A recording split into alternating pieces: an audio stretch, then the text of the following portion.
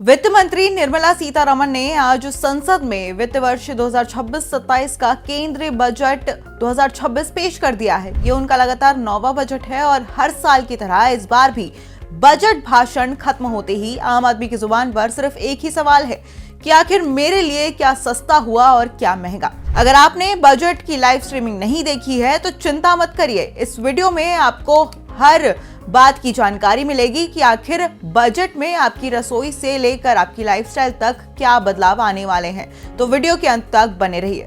अब केंद्रीय बजट 2026 में सरकार ने कुछ चीजों को सस्ता किया है तो कुछ पर महंगाई का बोझ भी डाला है। सबसे पहले बात करते हैं उन चीजों की जो सबसे सस्ती होने वाली है। अब मोबाइल फोन और इलेक्ट्रॉनिक्स के इस्तेमाल करने वालों के लिए ये बजट राहत लेकर आया है। सरकार ने मोबाइल फोन्स के पार्ट्स PCBA यानी कि मदरबोर्ड और कैमरा लेंस पर आयात शुल्क घटा दिया है।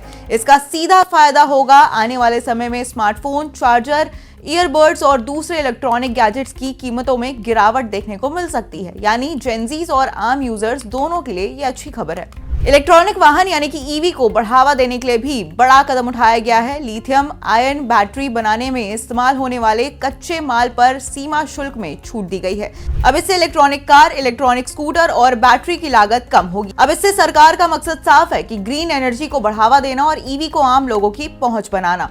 दवाइयों और स्वास्थ्य से जुड़ी खबर भी राहत देने वाली है। सरकार ने जेनरिक दवाओं और जीवन रक्षक दवाओं के उत्पाद को बढ़ावा देने के लिए ड्यूटी कम कर दी है और इसका असर ये होगा कि कैंसर, हार्ट और दूसरी गंभीर बीमारियों की दवाइयां पहले से सस्ती मिल सकती हैं। यानी इलाज का खर्च कुछ हद तक कम होगा। सोलर और रिन्यूएबल एनर्जी सेक्टर को भी बजट 2026 में मजबूती मिली है। सोलर पैनल्स बनाने वाले कंपनी और सोलर सेल पर शुल्क घटाया गया है। इससे घरों में सोलर प्लांट लगवाना, सोलर लाइट और दूसरे सोलर प्रोडक्ट्स खरीदना सस्ता हो जाएगा। इससे सरकार साफ तौर पर साफ सुथरी ऊर्जा को बढ़ावा देना चाहती है। लेदर और फुटवेयर इंडस्ट्री के लिए भी बजट राहत भरा रहा। चमड़े के सामान और जूतों के निर्माण में इस्तेमाल होने वाले इनपुट्स पर टैक्स में रियायत दी गई है। इसका असर ये होगा कि आने वाले दिनों में ब्रांडेड जूते, लेदर बैग और दूसरे लेदर प्रोडक्ट्स की कीमतों में कमी आ सकती है।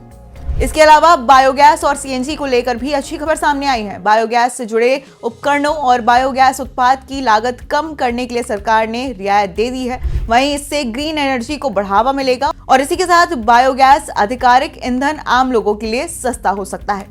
अब बात करते हैं उन चीजों की जो इस बजट के बाद महंगी होने वाली है। बजट 2026 में शराब पर टैक्स बढ़ाया गया है जिससे इसकी कीमतें बढ़ सकती है और इसी के साथ स्क्रैप, खनिज, कोयला जैसे सेक्टर्स पर भी शुल्क में बढ़ोतरी की गई है। इसका असर इंडस्ट्री के साथ साथ आम बाजार पर भी देखने को मिल सकता है। एक बार इस लिस्ट से समझिए कि क्या हुआ सस्ता और क्या हुआ महंगा।